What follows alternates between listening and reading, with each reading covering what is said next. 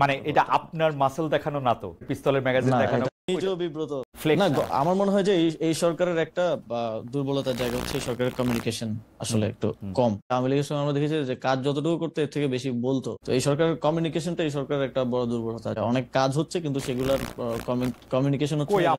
শফিক ভাই তো করছেন, শফিক ভাই তো মাননীয় প্রধান উপদেষ্টার প্রেস সচিব। সরকারে তো আরো 22-24 জন উপদেষ্টা আছেন, সহকারীগণ আছেন। আপনি কয়জনকে আসলে মিডিয়াতে আমি এটা উনাকে জিজ্ঞেস করছিলাম যে আপনার তো 22 জন উপদেষ্টা আছে, উনার অফিসে জিজ্ঞেস করছিলাম, আসলে ডেপুটি প্রেস সেক্রেটারির সাথে কথা হচ্ছিল যে 22 জন উপদেষ্টা আছে, এর মধ্যে আপনি কোন উপদেষ্টার কাজকে সামনে আন, কোন কাকে পিছনে আন। আমরা দেখি মাঝে মাঝে উপদেষ্টাদের কথাও প্রেস উইং থেকে বলা হয়, কিন্তু কার কথা কিভাবে বলা হয় ক্যাবিনেটে বসে আপনারা ঠিক করেন নাকি ডক্টর ইউনূস নির্দেশ দেন যে এদের এদের কথা বলবেন বা আমার কথা বলবেন? না, এটা হচ্ছে মাঝে মধ্যে হয়তো দেখেন যে ইয়ার সাথে, শফিক ভাইয়ের সাথে সংবাদ কনসার্ন যেই মন্ত্রণালয়ের, আমার মন্ত্রণালয় একটা ইয়া আইন পাস কনসার্ন।